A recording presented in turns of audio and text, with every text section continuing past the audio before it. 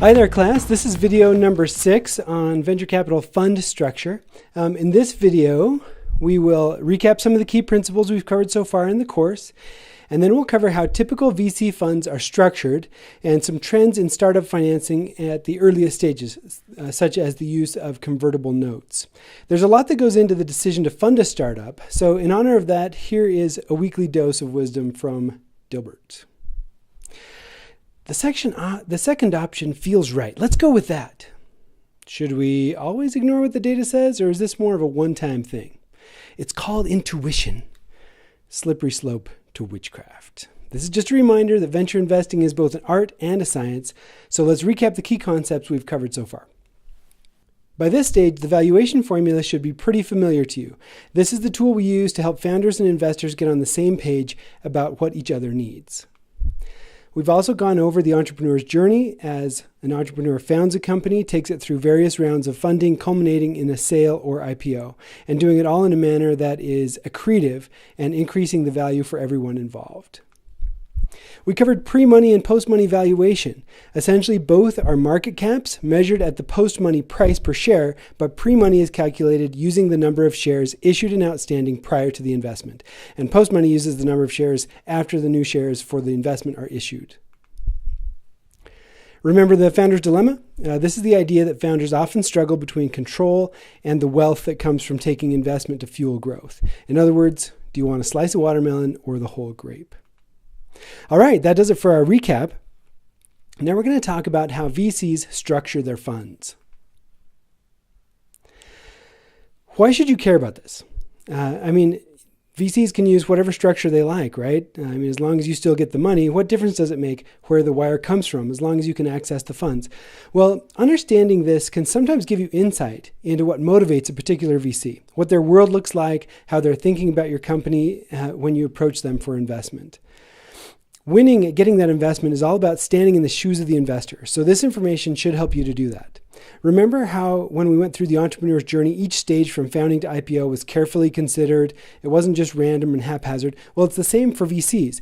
These structures don't happen by accident. Speaking of structures, here's a clip from our friends in HBO's Silicon Valley.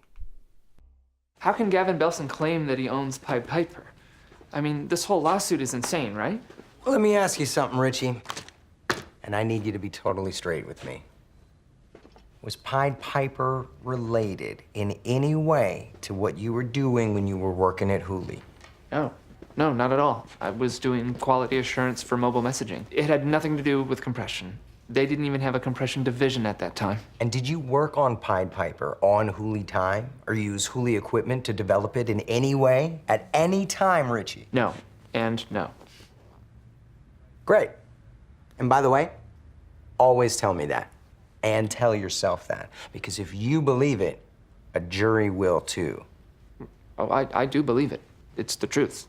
Great. That one was even better than the other one. I love it. Always say it exactly like that. Yeah, okay. Look, we're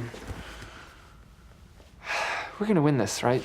Richie, if what you just told me is the truth, and don't tell me if you lied, Gavin's got nothing here. This is a classic intimidation lawsuit designed to freeze you until after Nucleus comes to market. It's got all the usual boilerplate nonsense: breach of contract, unjust enrichment, breach of non-solicitation, and the hiring of someone named Donald Dunn.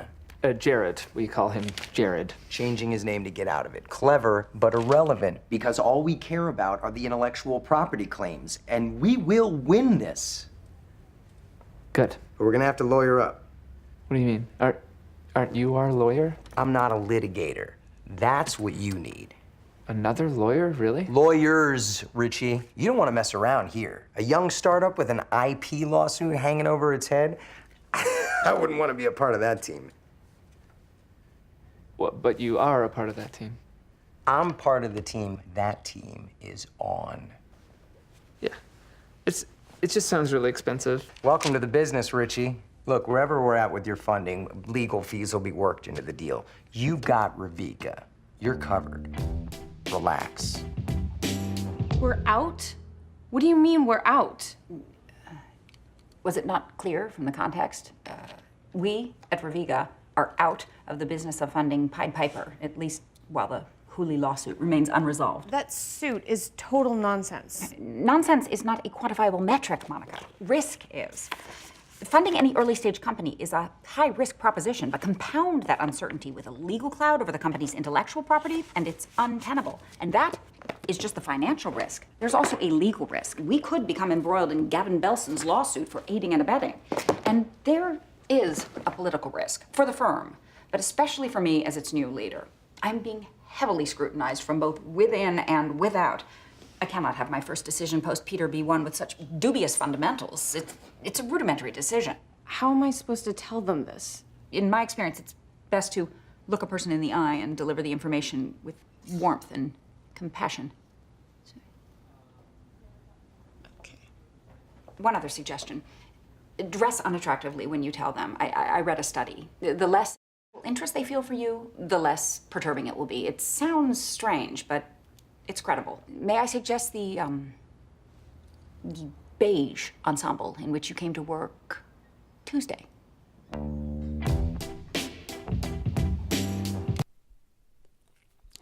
Just like the shady attorney in this clip was probing for the underlying structure Jack had used for Pied Piper, we're going to look at the underlying structure of a VC fund. But first, we need to cover some principles.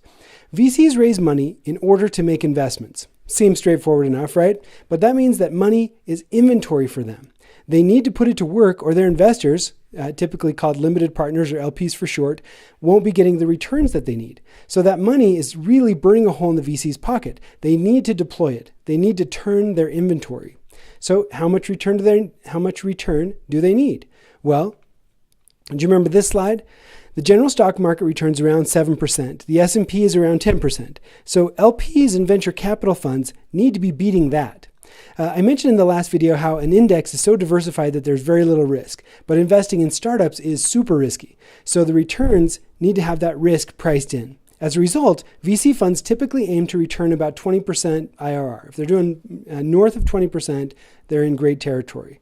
But to do that, they can't just get 20% on one investment.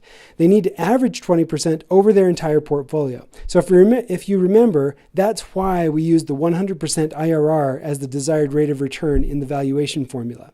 You can lose a few deals and still hit a reasonable return across the averaged across the fund. Now think of what this means for really big firms like Andreessen Horowitz or Greylock Partners. Both of these VC firms raised over $1 billion in the past few years. That means that they have to deploy $1 billion in a super risky asset class and do it well enough in terms of wins versus losses that their returns average over 20% on over $1 billion of their investors' money. Just think about how daunting that is, especially if you don't really know what you're doing. This is why I call venture capital the X Games of investing. Just think about $1 billion in the bank and the pressure to grow it on average by 20% year over year. And the tool you have to grow it is to give that money away to the right startup founders. It's pretty daunting stuff. Now, we've been talking about VCs as generating returns by averaging the winners and losers across their investments. But it's actually a little more complex than that in the real world. By more complex, I mean it's not just a simple averaging of returns. The image of a normal distribution of investment outcomes doesn't truly reflect reality in VC investing. As Peter Thiel says, the biggest secret in venture capital is that the best investment in a successful fund equals or outperforms the entire rest of the fund combined. Wait a minute, you mean most VC investments lose money? That's right. It's rare for a VC fund to win on its investments more often than it loses. If it does, it's probably not taking enough risk in order to find the gigantic successes that ultimately deliver all the returns for the entire fund. Whether you're an investor or a founder, you need to be doing something that other people are not doing. That's kind of a gut check as a founder, right? How deeply do you believe in your company? Because you're going to be going against the grain. Here's Peter Thiel again.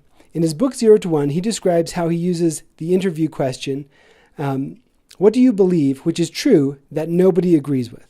This is because he believes it takes a black swan, to use the term coined by Nassim Taleb. There's a book out there, you can check it out, called The Black Swan Great book on economics.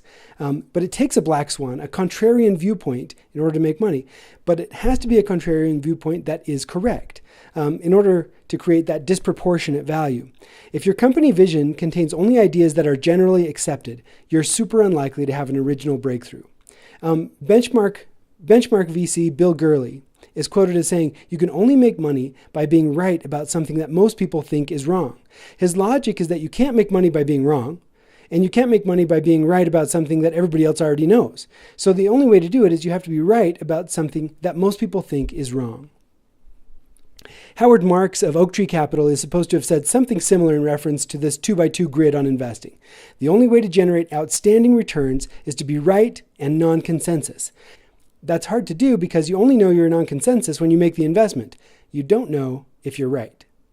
Being willing to intelligently take this leap of faith is one of the main differences between the venture firms who consistently generate high returns and everybody else. Now, it makes sense, right? As a founder, you want to be the contrarian genius. But if everyone else thinks you're crazy, it can be hard to believe something despite their opposition. It's a real-life test of the line from Rudyard Kipling's poem, "If you can trust yourself when all men doubt you, but make allowance for their doubting too." To do it, you got to be something of a fanatic. If you wonder why VCs have a reputation for wanting everything to be a potential unicorn, this is it. If they don't invest in companies that even have a chance of being that one runaway success in the fund, then the probability that they can generate the returns they need is low. That's the high level. Now let's get into some of the nitty-gritty details. As background to fund structure, let's discuss the nature of VC as a subset of private equity. So why is venture capital considered a subset of private equity? Well, private equity includes investment firms that invest in the stock of private companies as opposed to the stock of public ones. Both venture capital and traditional private equity do that. This slide shows some of the main differences between venture capital and traditional private equity. To start with, they're looking at different types of companies. VC is looking at young companies, early stage startups, where private equity is usually looking for more mature companies, but ones that are a bargain somehow.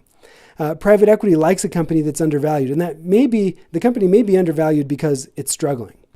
When it comes to ownership, VCs typically take a minority stake. Private equity, on the other hand, is looking for control. The exit for a VC is either a sale or an IPO. For private equity, they often do what's called a leveraged buyout, or LBO. They use money that they've raised, in other words, they're using borrowed or leveraged funds, to purchase a controlling interest in a company to buy it out. Often the company's assets are then pledged as collateral for the financing. Then private equity is going to convert the company into something of more value. That might mean they break it apart and sell the parts, or it might be an aggressive turnaround. Whatever the case, it is most likely not going to be business as usual, which is why they've got to have control to make their model work. But we're focused primarily on VCs and startup companies where the investor doesn't take control. It's important to note that VCs typically only have a token amount of their own money to invest. They're primarily investing other people's money. As an entrepreneur, the conversation is different for you when you're speaking with someone who is a fiduciary investing other people's money versus someone who's putting their own money into your company. Here's what the VC fund structure looks like. We start with a few people. They want to create a VC company. These are the principals. Sometimes they're called the sponsors. They come together and form a company. Usually it's an LLC. This is the firm. It's the name on the door. It's the brand of the firm. It's the management nexus of the whole operation. Then they create another company. This company is the fund. The fund is often a limited partnership, but it doesn't have to be. It could also be an LLC, but the vernacular among VCs describes the parts of the fund in terms of a limited partnership. Then they create another company. Typically, this one is an LLC, and its role is to act as the general partner of the fund. In a limited partnership, the general partner has an operational role. If the VCs are investing their own money, and sometimes they invest a token amount to show that they've also got skin in the game, that they're aligned with their investors, they will do it here under the general partner. Then the principals will go out to find other investors to put money into the fund. In order to satisfy investment requirements, these investors are accredited investors, according to the definition laid down by the Securities and Exchange Commission. The SEC defines an accredited investor as an individual who earns more than $200,000 per year or $300,000 combined with their spouse, and has done so for the past 2 years and expects to continue doing so in the future. Or someone with a net worth over $1 million, excluding the value of their home. Accredited investors don't have to be individuals. They can be companies or institutions that meet certain requirements. These institutional investors might be insurance companies, investment trusts, REITs, right, real estate investment trusts, pension plans, etc. These investors invest as limited partners or LPs. And they invest via a subscription agreement. They will subscribe to a PPM outlining the risks and terms of their investment in the fund. A PPM is a private placement memorandum. The management of the fund will be governed by a partnership agreement. All of the investors, general and limited partners, will sign the partnership agreement. This agreement is the governing document of the fund and will contain some restrictions and obligations attached to how the fund operates. For example, the fund might have a requirement that no more than 20% of the total value of the fund be invested in any one company. So if let's say it's a $20 million fund, that requirement means they can't put more than $4 million into any one company. The partnership agreement doesn't need to contain any certain rules, but the VCs will draft the rules in such a way that these match their investment thesis and that they think will be successful in attracting the LPs that they need to fill out the fund. After all of this is in place, they will look for companies to invest in. In this example, they have found a company they think will be successful. The startup is an LLC called NewCo, and it has a founder and a co-founder, each of whom is a member manager of the LLC. The fund makes an investment and purchases 30% of the equity of NewCo. Then it repeats the process, making additional investments out of the fund. All the companies together form the fund's investment portfolio. You'll often hear VCs talk about one of their portfolio companies when they're referring to a company that has received investment from one of the funds that they created and manage. Now, the fund technically hires the VC management company to use its expertise in making the investments. That's why you meet with the folks at the firm when you're raising the money. They have the final thumbs up or thumbs down decision-making authority. The fund will sign a management agreement with the firm for doing this work. The VC firm will be paid typically 1 to 3% annually of the amount of capital deployed, the total amount of capital deployed. This might seem like a lot of money, but often VC firms are run on a shoestring. For example, let's say the fund is a $10 million fund. That's small by VC terms, but you've got to start somewhere. 2% of $10 million is $200,000. $200,000 is not a lot of money to keep the lights on and the doors open, let alone generate any kind of salary. Then the VC works with the portfolio companies, some of which will fail. But hopefully, some will win. Those that do generate the returns, and those returns pass back to the fund. And the fund, in turn, passes returns back to the LP investors, to the LP and the GP investors. The GP takes 20% off the top for running the fund. This is called carried interest or simply carry. The remainder of the returns are distributed pro rata or pari passu to all of the equity holders. It's pro rata, not pari passu. Pari passu means you all equally share. In this case, it's pro rata, so it's based on the amount of their investment. The 2% management fee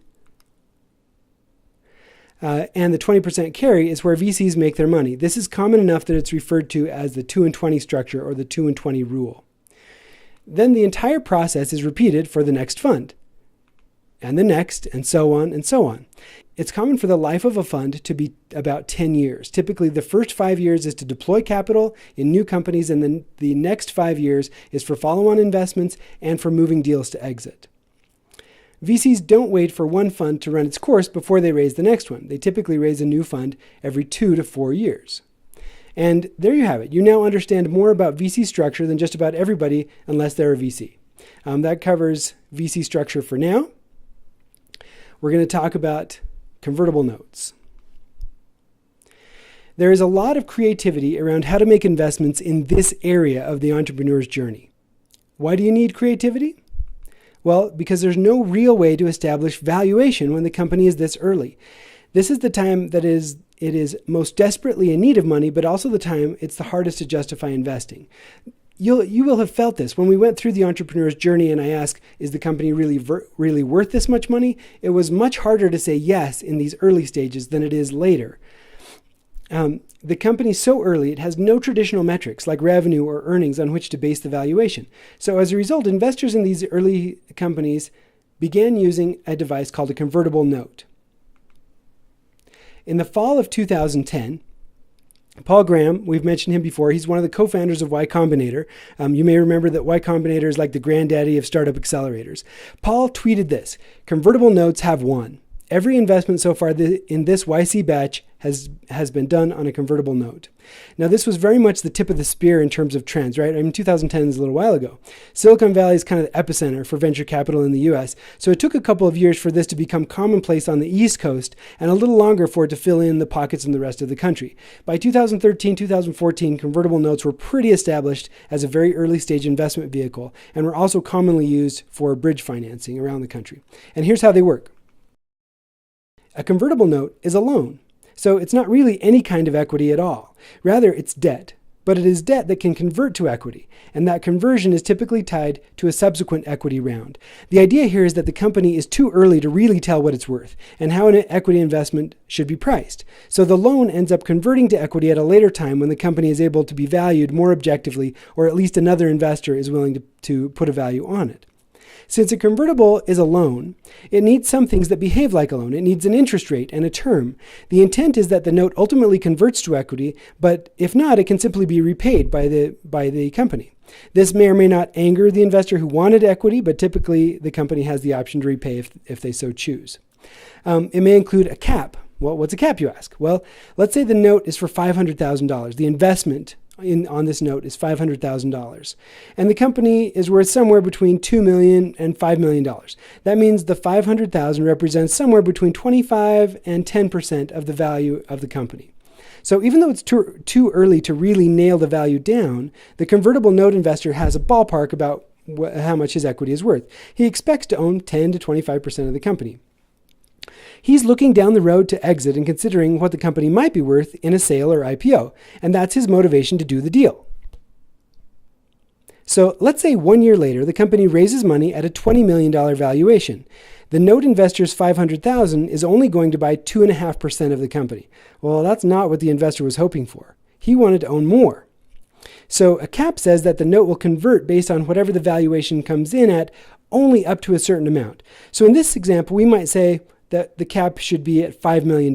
So the valuation up to $5 million reflects the percentage ownership of the investor in the note. Now, even if the company gets valued at $20 million, the convertible note holder's shares will be as if the company was only valued at $5 million.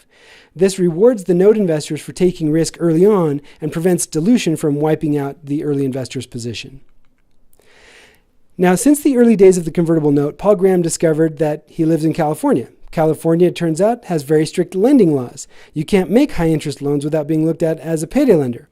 So that caused some problems for convertible notes depending on how aggressive the structure was. So Paul sat down with some attorneys and came up with the SAFE. The SAFE is an acronym for a simple agreement for equity. It has kind of a comforting feel, right? The SAFE. And the SAFE functions a lot like a convertible, but there's technically no loan, no interest rate, and no repayment terms. SAFEs haven't gained the momentum of convertible notes, but they are out there. In fact, I was recently speaking with a company in Toronto. They raised money on a SAFE. So you could run into them. In Utah, I don't know if I've even seen one SAFE locally, but I've seen lots of convertible notes here in Utah. All right, that covers the agenda for this video. I'll say goodbye for now and see you on the next video.